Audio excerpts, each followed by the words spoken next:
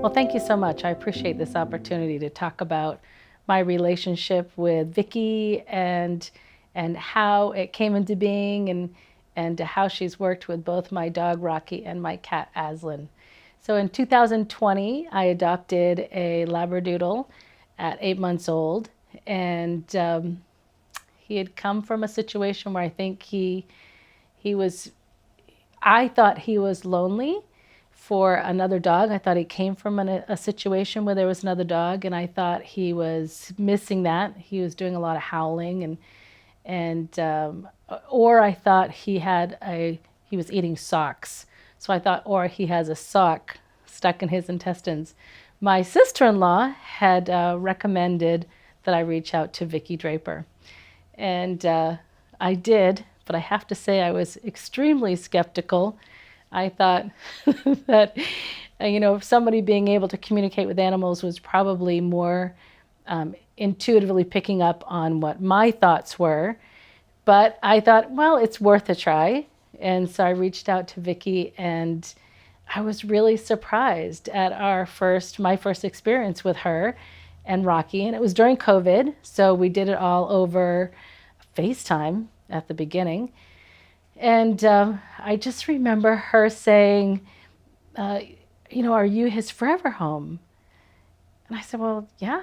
And she goes, well, he's been worried about that, confused and concerned that, are you going to drop him off somewhere else, or is this where he's going to be staying? And I said, well, oh my goodness, of course this is his forever home. She goes, well, let me tell him that, because that's been probably his biggest concern. And I was instantly really surprised. And I have to say, it had me crying because I never thought about him being worried that I might drop him off somewhere else and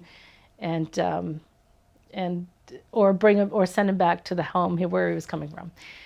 So she said, oh, he's very happy. He likes you and he likes being here with you. And so he's excited that he's going to be here with you. And I kept thinking, okay, she's going to tell me that there's a sock stuck in his intestines and I have to bring him to the vets, or he's missing this other dog. And so I asked again, well, what about him being lonely because of the howling? She was like, well, he's not really showing me another dog. Are you sure there was another dog? And I said, I thought that was part of my conversation. So I kind of put that on the back burner at the time, just thinking, maybe I will need to get another dog, maybe I won't. And that evening I talked with my sister-in-law, Heather, and my niece, Sage, and I was telling them how amazing I thought my first experience with Vicki was. And my niece is the one who said, there wasn't another dog at the house. Don't you remember? Her other dog died, and that's why she got Rocky. And it really kind of brought it all to life for me. Like, she really was communicating with my dog, and I saw his behavior change. He stopped howling. He stopped kind of acting like he was. Oh, and that was the other thing. She said he was carrying a lot of sadness from the woman that had dropped him off. She did ask me, what was that like when she dropped him off? And she said, so he's been carrying that sadness. Let me help him get rid of that sadness, which was another interesting thing I wasn't expecting from our first meeting. And that first meeting led into kind of a consistent monthly sessions with Vicki. And what I saw was my 8-month-old Rocky that was, as he was getting older, we were dealing with different things, like maybe having a accident in the house or something like that Vicki would be able to have that conversation with him. And then Vicki started asking me if I wanted to do any sessions with her as far as teaching sessions or teaching classes. And I started jumping in with everything that she had to offer. I was jumping in. It was animal communication classes. We had one on bringing in the new year. We actually did that for both 2021 and 2022.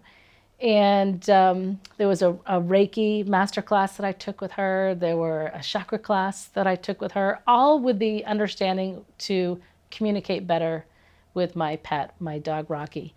And then I was asked by my chiropractor to take on a cat, which I really wasn't thinking of doing, but I called Vicki and said, what do you think about this cat, Aslan?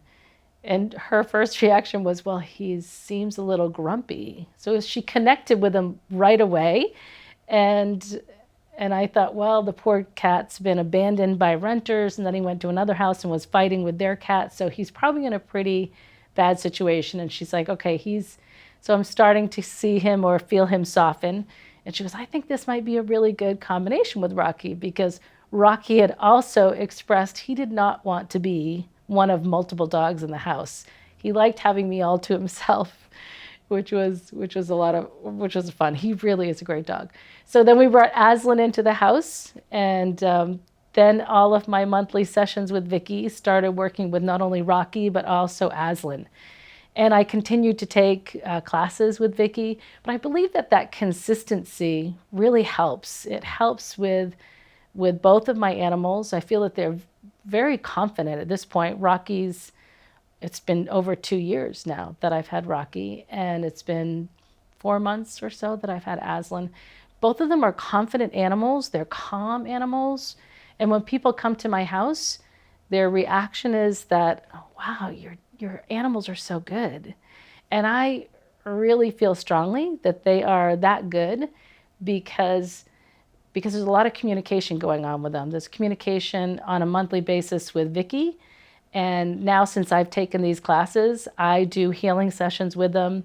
And we do a lot of energy work with them, with me, with my animals, and with Vicki and my animals. So they really are confident, calm animals. And now it makes a lot more sense, even if I babysit other people's dogs and I can see their behaviors change or shift, that I recognize that now better as far as understanding that behavior shift.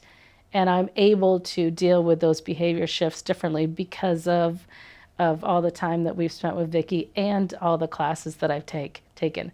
The other thing that I've incorporated into my regime with my animals every day are using essences. And they're essences for clearing any unwanted, unneeded energy, for realigning chakras, for protection over my animals, for digestion ease. There's any number of essences that Vicki creates as well. And we incorporate that into our daily regime too. And the one thing I think is funny is Aslan, for a cat, the first time I sprayed some essences above him, he was a little like, what are you doing? That's water. Or am I being punished? And then it was very quick that now if I spray essences, it more comes toward me in those scenarios and is very welcoming of the essences, which I think is funny for a cat. Rocky has enjoyed them since day one, but Aslan now very much enjoys them as well.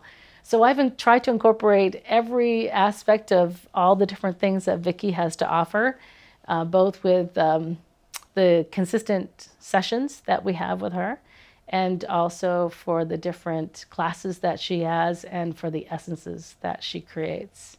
It's been a wonderful journey, and I expect to keep going with this journey with Vicki, and I highly recommend her. So for anyone who is like me, very skeptical at the beginning, I would suggest give Vicki a try, and then try the consistency of working with your animal on a monthly basis, and also taking advantage of the different classes that she has to offer, and all the different essences, etc.